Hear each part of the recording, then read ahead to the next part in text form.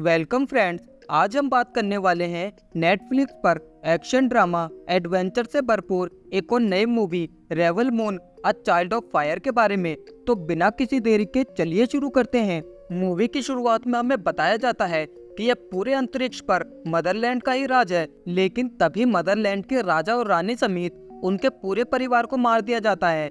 जिसके बाद वहां का मंत्री, जिसका नाम बेलिसाइरस होता है, जो मदरलैंड की पूरी सल्तनत को हथिया लेता है।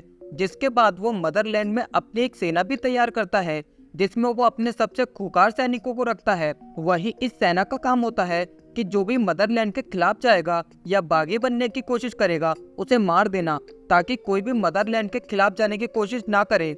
जिसके बाद हम किसी दूसरे ग्रह पर मूवी की लीड कैरेक्टर कोरा को देखते हैं, जो अनाज उगाने के लिए खेती कर रही थी। कि तभी कोरा के पास गनर नाम का एक लड़का आता है, जो उससे कहता है कि तुम्हें सब अंदर बुला रहे हैं। जिसके बाद हम देखते हैं कि वहाँ के सभी लोग आज पार्टी कर रहे थे। यहाँ रहने वाले सभी लोग किसान थे, जो कि साथ मिलकर खेती करते थे। वहीं उनका लीडर उनसे कहता है कि इस बार हम सभी ने काफी मेहनत की है, इसलिए आज रात सभी लोग इस दावत का पूरा मजा लें। वहीं हम गनर को देखते हैं, जो कोरा को काफी पसंद करता है, लेकिन कोरा गनर में बिल्कुल भी इंटरेस्टेड नहीं है। जिसके बाद कोरा अपने फादर के पास आती है। उसके फादर उससे कहते हैं कि गनर एक अच्छा लड़का है और अब तुम्हें शादी कर लेनी चाहिए। तो कोरा कहती है कि मेरा जन्म जंग के बीच हुआ है, इसलिए मेरी जिंदगी में इस सब के लिए कोई भी जगह नहीं है। जिसके बाद सीन शिफ्ट होता है अगले दिन, जहां कोरा बाकी लोगों के साथ मिलकर खेती कर रही थी। कि तभी उन्हें आसमान में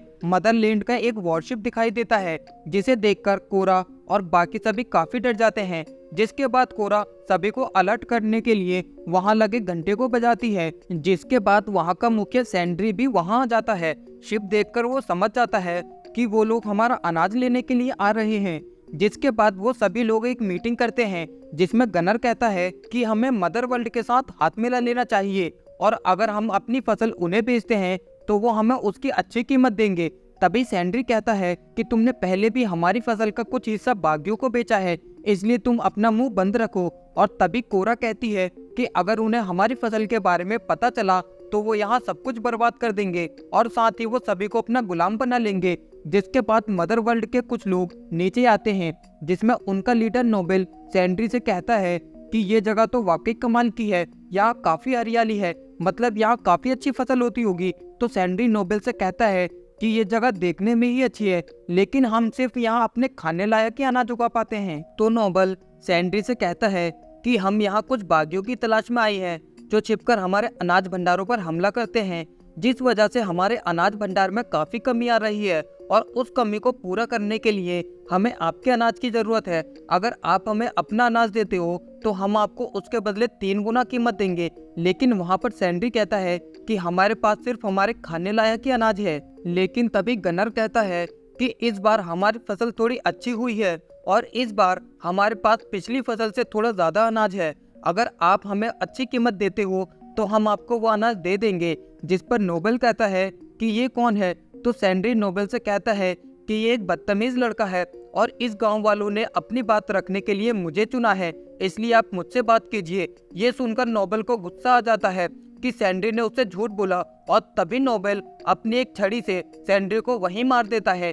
ये देखकर सभी गांव वाले शॉक हो जाते हैं। जिसके बाद नोबेल उनसे कहता है कि अब ये जमीन मदरलैंड की है, और हम लोग 10 हफ्तों के बाद फिर से वापस आएंगे, और अगर हमें उस टाइम अनाज नहीं मिला तो तुम सब मरने के लिए तैयार रहना। जिसके बाद नोबेल वहां से चला जाता है, और जाते जाते वो अपने कुछ सिपाहियों को वहीं छोड़ देता है गांव वालों पर नजर रखने के लिए। और तभी हम देखते हैं उन सिपाहियों में एक रोबोट भी होता है। जब राजा और रानी जिंदा थे तब ये रोबोट उनके लिए लड़ा करते थे, लेकिन उनके मरने के बाद इन रोबोट ने लड़ना छोड़ दिया। और तभी हम देखते हैं कि एक सैनिक उस रोबोट पर गोलियां चलाता है, और वो अपने साथियों से कहता है कि देखो ये रोबोट इतना ताकतवर है, लेकिन फिर भी ये मुझ पर हमला नहीं करेगा। लेकिन तभी एक दूसरा सैनिक उसे ऐसा करने से रोकता है, जिससे उन दोनों में बहस होने लगती है। और तभी उनका लीडर वहां आता है और वो उनको शांत करवाता है। जिसके बाद वो रोबोट एक झील के पास आकर बैठ जाता है, और तभी उस गांव की एक लड़की वहां आती है और वो उस रोबोट से बात करने लगती है। रोबोट उससे कहता है कि तुम्हें देखकर मुझे हमारी राजकुमारी ईशा की याद आती है। वो भी बिल्कुल तुम्हारे जैसी थी, एकदम मासूम, और साथ ही एक भविष्यवाणी हुई थी कि वो इस पूरे ब्रह्मांड में शांति फैलाएंगी, लेकिन शायद अब ये मुमकिन नहीं है। वहीं वो लड़की एक फूलों का ताज बनाकर उस रोबोट के सर पर रखती है, और जैसे ही वो लड़की उस रोबोट को प्यार से छूती है तो उस रोबोट को काफी अच्छा लगता है। जिसके बाद सीन शिफ्ट होता है रात में, जहां वो लड़की उन सैनिकों को पानी देने के लिए जाती है, लेकिन तभी वो सैनिक उस लड़की को पकड़ लेते हैं और उसके साथ रेप करने की कोशिश करते हैं। वो लड़की अपने आप को छुड़ाने की कोशिश करती है और तभी एक सैनिक भी उस लड़की की मदद करने के लिए आता है, लेकिन बाकी के सैनिक उस सैनिक को काफी बुरी तरह मारते हैं। तभी कोरा को उस लड़की की आवाज आती है, जिसके बाद कोरा उस लड़की को बचाने के लिए जाती है। कोरा उन सैनिकों से कहती है कि अगर तुम्हें अपनी जान प्यारी है तो इस लड़की को छोड़ दो, लेकिन वहां पर कोरा की बातों का सैनिकों पर कोई असर नहीं पड़ता। जिसके बाद कोरा अकेले ही उन सभी सैनिकों से फाइट करने लगती है, जिसमें वो उन सभी सैनिकों को काफी बुरी तरह मारती है। और तभी वहां मदरलैंड का रोबोट भी आ जाता है। सैनिक उस रोबोट से कोरा को मारने के लिए कहते हैं, लेकिन वो रोबोट उन सभी सैनिकों को ही मारने लगता है। जिसके बाद कोरा सभी गांव वालों से कहती है कि वो लोग यहाँ वापस जरूर आएंगे, इसलिए हमें उनसे लड़ने के लिए तैयार रहना होगा। लेकिन गांव वाले जानते थे कि वो लोग मदरलैंड से कभी नहीं जीत पाएंगे। तो कोरा कहती है कि हमें अपनी मदद के लिए बागियों से हाथ मिलाना होगा। और तभी गनर कहता है कि मैंने पिछली फसल बागियों को बेची थी, इसलिए मुझे उनके ठिकाने के बारे में पता है। जिसके बाद कोरा और गनर बागियों के पास जाने के लिए निकल जाते हैं, और तभी कोरा के पिता उसे उसकी गन देते हैं और उससे कहते हैं कि जब तुम मुझे मिली थी तो तुम घायल थी और ये तुम्हारे पास ही थी, और शायद अब समय आ गया है इसे इस्तेमाल करने का। वहीं इन दोनों को चलते चलते रात हो जाती है, जिसके बाद ये दोनों एक जगह आराम करने के लिए रुकते हैं। और तभी गनर कोरा से उसकी पिछली जिंदगी के बारे में पूछता है, जिसमें कोरा गनर को बताती है कि जब वो 9 साल की थी तब बेलिसाइरस ने उसके शहर पर हमला किया था, जिसमें बेलिसाइरस और उसके सैनिकों ने मेरे माता पिता और बाकी सभी को बड़ी क्रूरता के साथ मार दिया था। और तभी बेलिसाइरस मेरे सामने आता है।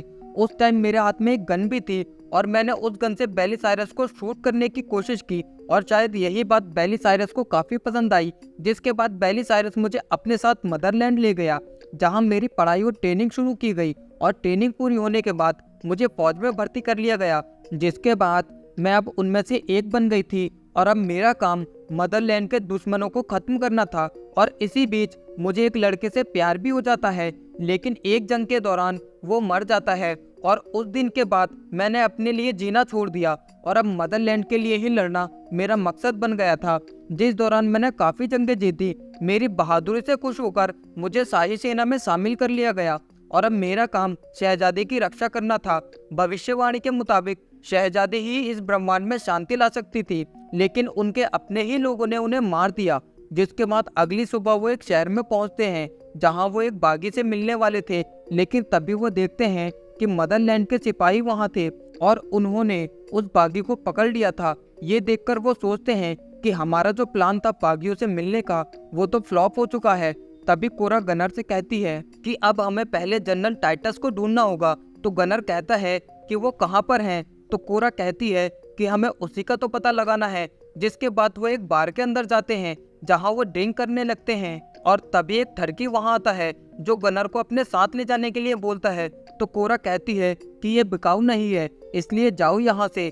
ये सुनकर वो ठरकी भड़क जाता है और वो कोरा से फाइट करने लगता है, जिसमें कोरा उस ठरकी की काफी अच्छी खासी खातिरदारी करती है। जिसके बाद कोरा उन सभी से कहती है कि मुझे जनरल टाइटस की तलाश है, यहाँ कोई है जो उनके बारे में जानता है।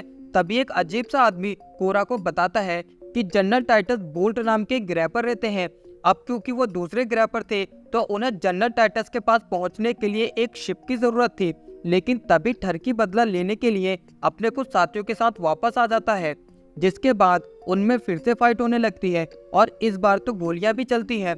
और तभी वो टर्की गनर को शूट करने ही वाला होता है कि तभी एक काई नाम का बंदा उस टर्की को शूट करके मार देता है और कोरा से कहता है कि मुझे पता चला है कि तुम्हें शिप की जरूरत है। तो कोरा उससे कहती है कि हमें बोल्ट नाम के ग्रह पर जाना है। तो काय कहता है कि मेरे पास एक स्पेसशिप है, अगर तुम चाहो तो मैं तुम्हें वहां लेकर जा सकता हूँ। जिसके लिए कोरा मान जाती है और वो दोनों उसकी स्पेसशिप में बैठकर वहां से जाने लगते हैं, जिसमें कोरा काय को बताती है कि हमें मदरलैंड से लड़ने के लिए कुछ सिपाहियों की जरूरत है। तो काय कहता है कि मैं कुछ सिपाहियों को जानता हूँ जो तुम्हारी इस काम में मदद कर सकते हैं। जिसके बाद वो उन्हें एक दूसरे ग्रह पर लेकर जाता है जहाँ वो लूक नाम के एक बंदे से मिलते हैं, जहाँ काय उससे कहता है कि इन लोगों को मदरलैंड के सिपाहियों से लड़ने के लिए कुछ लोगों की जरूरत है और मुझे पता है कि तुम्हारे पास एक गुलाम है जो उनकी मदद कर सकता है। जिसके बाद कोरा तारक से मिलती है और तब गनर तारक को बताता है कि हमें अपने गांव को मदरलैंड के सिपाहियों से बचाना है, लेकिन हम ये अकेले नहीं कर सकते। तो तारक कहता है कि मुझे अफसोस है लेकिन मैं तुम्हारी मदद नहीं कर सकता क्योंकि मैंने अभी तक लूक का कर्जा नहीं चुकाया है। तो लूक उनसे कहता है कि तुम उसका कर्जा चुकाकर उसे यहाँ से ले जा सकते हो, लेकिन कर्ज की रकम काफी ज्यादा थी। तो कोरा कहती है कि हमारे पास इतने पैसे नहीं है, क्या इसका कोई और रास्ता है? तो लूक कहता है कि मेरे पास एक पक्षी है, अगर तारक ने उसे काबू करके उसकी सवारी कर ली तो तुम उसे यहाँ से ले जा सकते हो, लेकिन अगर वो ऐसा नहीं कर पाया तो तुम सभी को मेरा गुलाम बनना पड़ेगा। जिसके बाद तारक उस पक्षी के पास जाता है और उससे बात करने की कोशिश करता है और उससे कहता है कि दिखा दो इन्हें कि हम दोनों गुलामी के लिए नहीं बने हैं। जिसके बाद तारक उस पक्षी को काबू करने की कोशिश करता है, लेकिन उसे काबू करना इतना आसान भी नहीं था और फिर काफी मेहनत करने के बाद तारक उस पक्षी को काबू करने में कामयाब हो जाता है। जिसके बाद तारक कोरा और बाकी सबके साथ वहां से निकल जाता है। जिसके बाद वो एक दूसरे ग्रह पर पहुंचते हैं जहां वो नेमिसिस नाम की एक लेडी से मिलते हैं, लेकिन तभी हम देखते हैं कि एक खूंखार मकड़ी वहां एक बच्ची को पकड़ लेती है। जिसके बाद नेमिसिस उस मकड़ी से फाइट करती है और अपनी तलवार से उस मकड़ी को मारकर उस बच्ची को बचा लेती है। जिसके बाद कोरा नेमिसिस से कहती है कि हमें अपने लोगों को बचाने के लिए तुम्हारी मदद की जरूरत है, जिसके लिए नेमिसिस मान जाती है। जिसके बाद वो लोग जनरल टाइटस की तलाश में दूसरे ग्रह पर जाते हैं जहां वो जनरल टाइटस को देखते हैं जो नशे की हालत में दूध पड़ा था। कोरा कहती है कि इन्हें ले जाकर नहलाया जाए। जिसके बाद कोरा जनरल टाइटस से बात करती है और उन्हें बताती है कि कैसे मदरलैंड के लोग उनके गांव में आए और फिर कैसे उन्होंने उसके मुखिया को मारा और फिर उन्हें धमकी दी कि हम लोग 10 हफ्तों के बाद फिर से वापस आएंगे जिसमें वो हमारी पूरी फसल को अपने साथ ले जाएंगे। कोरा जनरल से कहती है कि उन्हें रोकने के लिए मुझे आपकी मदद की जरूरत है। अब क्योंकि मदरलैंड के सिपाहियों ने जनरल के लोगों को भी मारा था तो वो उनसे बदला लेने के लिए कोरा का साथ देने के लिए मान जाता है। जिसके बाद वो सभी उन बागियों से मिलते हैं जिन्हें गनर ने अपनी फसल बेची थी। कोरा उनके लीडर ब्लैक हॉक से कहती है कि हमें मदरलैंड से लड़ने के लिए तुम्हारी सेना और शिप की जरूरत है, लेकिन वहाँ पर ब्लैक हॉक की बहन देवरा कहती है कि हम खुलेआम मदरलैंड से जंग नहीं जीत सकते, इसमें हम सभी मारे जाएंगे। तो कोरा कहती है कि हम पर यह मुसीबत भी तुम्हारी वजह से आई है क्योंकि हमने अपनी फसल तुम्हें बेची, जिस वजह से मदरलैंड के सिपाही हमारे गांव में आए और सभी को मारने की धमकी देकर गए। ये सुनकर ब्लैक हॉक उनकी मदद के लिए मान जाता है। जिसके बाद ब्लैक हॉक अपने कुछ साथियों के साथ कोरा के साथ जाने लगता है और तभी रास्ते में काय कोरा से कहता है कि वो भी उसकी मदद करना चाहता है। ये सुनकर कोरा काफी खुश होती है। तो काय उससे कहता है कि उसके शिप पर थोड़ा सा सामान है, पहले मुझे उसकी डिलीवरी करनी होगी। जिसके बाद काय सामान की डिलीवरी के लिए शिप को एक जगह लैंड करवाता है जिसमें सभी लोग उसकी मदद करते हैं सामान को बाहर निकालने में। और तभी काय एक आदमी से बात करता है और ये वही आदमी है जिसे हमने उस बार में देखा था। उन्हें देखकर कोरा को कुछ गड़बड़ लगती है, लेकिन कोरा इससे पहले कि कुछ समझ पाती वो उन सभी को बंदी बना लेते हैं और इसी के साथ ये उनकी सभी शिप को तबाह कर देते हैं। वहीं कोरा काय से पूछती है कि आखिर तुमने ऐसा क्यों किया। तो काय कहता है कि तुम मदरलैंड से कभी नहीं जीत पाओगी और मुझे अपनी जान प्यारी है, इसलिए मैंने उन्हें तुम्हारे बारे में बता दिया। और तभी हम देखते हैं कि नोबल भी अपने साथियों के साथ वहां आ जाता है। इतने सारे बागियों को देख नोबल काफी खुश होता है क्योंकि वो इन्हें काफी टाइम से ढूंढ रहा था। और तभी काय गनर को एक गन देता है और उसे कोरा को शूट करने के लिए बोलता है, लेकिन गनर जो कि अब कोरा को पसंद करने लगा था वो उस गन से काय को ही शूट कर देता है। वहीं अब कोरा भी आजाद हो जाती है। जिसके बाद वो नोबल के सैनिकों से फाइट करने लगती है और इसी के साथ बाकी के लोग भी अपने आप को छुड़ाकर उनसे फाइट करने लगते हैं, जिसमें वो सभी नोबल के सैनिकों को काफी बुरी तरह मारते हैं। वहीं ब्लैक हॉक उनकी सबसे बड़ी शिप को तबाह करने के लिए जाता है जिसमें वो कामयाब भी हो जाता है, लेकिन इस काम में वो खुद भी मारा जाता है। वहीं अब हम कोरा और नोबल के बीच फाइनल फाइट को देखते हैं, जिसमें नोबल पहले तो कोरा को काफी बुरी तरह मारता है, लेकिन फिर कोरा नोबल के ही छड़ी से उसके हाथ को तोड़ देती है और लास्ट में वो उसी की छड़ी को उसके सीने के आर पार कर देती है, जिसके बाद वो नोबल को वहां से नीचे फेंक देती है। वहीं जनरल टाइटस उनसे कहता है कि मदरलैंड इसे इतनी आसानी से नहीं भूलेगा, इसलिए हमें आगे के लिए तैयार रहना होगा। वहीं अब सभी गनर को शुक्रिया बोलते हैं कि वो सब आज उसी की वजह से जिंदा हैं। जिसके बाद वो सभी अपने ग्रह पर वापस आते हैं और अब कोरा अकेली नहीं थी, इसलिए वो तैयार थी मदरलैंड से अपने गांव को बचाने के लिए। जिसके बाद हम नोबल को देखते हैं जो अभी भी जिंदा होता है और तभी वहां मदरलैंड की शिप आती है जो नोबल को अपने साथ मदरलैंड ले जाती है, जहां उसका इलाज किया जाता है। जिसके बाद नोबल मदरलैंड के लीडर बेलिसाइरस से मिलता है और बताता है कि तुम्हारी बेटी अब जनरल टाइटस और बाकी के बागियों के साथ मिल गई है, लेकिन मैं उसे जल्दी ही पकड़ लूंगा। तो बेलिसाइरस नोबल से कहता है कि तुम सभी बागियों को मारकर मेरी बेटी को मेरे पास लेकर आओगे, और अगर तुम ऐसा नहीं कर पाए तो तुम मरने के लिए तैयार रहना। और इसी के साथ इस मूवी का फर्स्ट पार्ट यहीं खत्म हो जाता है। बाकी इसका सेकंड पार्ट मैं जल्दी ही अपने चैनल पर लेकर आऊँगा। आपको इस मूवी का फर्स्ट पार्ट कैसा लगा मुझे लाइक कमेंट करके ज़रूर बताएं, और अगर आप मेरे चैनल पर नए हैं तो चैनल को भी सब्सक्राइब कर दें। मिलते हैं ऐसी और अमेजिंग मूवी के साथ। Thank you.